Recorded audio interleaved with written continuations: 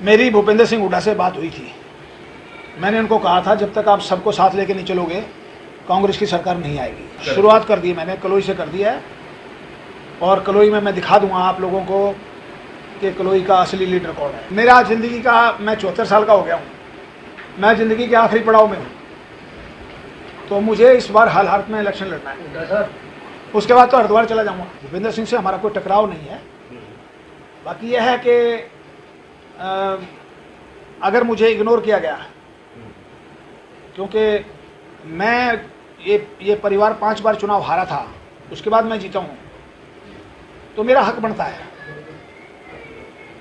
मुझे असेंबली नहीं लड़ाएंगे, लोकसभा नहीं लड़ाएंगे, तो मैं तो इलेक्शन लड़ना है।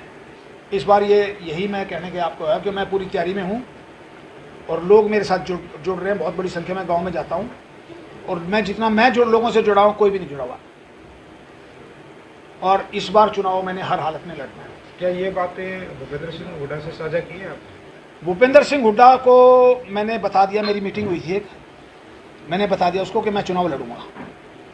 आप लड़वाएंगे तो ठीक है, नहीं तो मुझे अपना रास्ता ढूंढना पड़ेगा। क्या भूपेंद्र हुड्डा के खिलाफ भी चुनाव लड़ने के लिए तैयार है? देखो, वो तो टाइम बताएगा। आज मैं कुछ नहीं कह सकता कि लेकिन टाइम बताएगा। लेकिन मैंने चुनाव जरूर लड़ना है। ये हमारे लोगों ने कहा है कि हम सिर धड़ की बाजी लगाएंगे और इस बार निश्चित तौर पे चुनाव लड़ना है। मेरी भूपेंद्र सिंह हुड्डा से बात हुई थी। मैंने उनको कहा था जब तक आप सबको साथ लेके नहीं चलोगे कांग्रेस की सरकार नहीं आएगी। मैंने कहा किरण चौधरी को भी साथ लेके चलो, शैलजा जी को भी साथ लेके चलो और रणदीप सुरजेवाला को भी साथ लेके चलो। मैंने कहा था उनको। अब आज से आपने अपनी युद्ध की शुरुआत कर दी मैंने, कलोई से कर दी है और कलोई में मैं दिखा दूंगा आप लोगों को कि कलोई का असली लीडर कौन है। मैंने अपनी ताकत दिखानी है कि मैं यहाँ का लीडर हूँ। आदमी नहीं, चुनाव तो मैं लड़ूंगा इस बार। मतलब कांग्रेस ने चुनाव नहीं लड़वाया, आप चुनाव लड़ो। चुनाव लड़ना है, ये मेरा पक्का फैसला है। प्रेशर टैक्टिस तो नहीं है ना, कोई प्रेशर टैक्टिस नहीं है। मेरा ज़िंदगी का, मैं 74 साल का हो गया हूँ, मैं ज़िंदगी के आखिरी पड़ाव में हूँ, तो मुझे इस बार हर हालत में इलेक्शन लड़ना है। उसके बाद तो हरिद्वार चला जाऊँगा। कांग्रेस में भी फूट है, बहुत फूट है, बिल्कुल मानता हूँ। मैंने खुद, मेरी भूपेंद्र सिंह हुड्डा से आज से 15 दिन पहले मीटिंग हुई थी और मैंने उस पर कहा कि मैं जब तक आप सबको साथ नहीं लेके चलोगे सरकार नहीं आएगी कांग्रेस की। कांग्रेस की सरकार जब आएगी जब सारे लोग एक गाड़ी में बैठ के जाएंगे। अच्छा, ये तो बात होगी, इस फूट का जिम्मेवार कौन है? सारे जिम्मेदार हैं, सारे अपने अपने अलग ही चल रहे हैं और ये चलेंगे तो अगर ये इकट्ठे हो जाते और टिकटें सही बढ़ जाती तो 2019 में सरकार बन जाती है।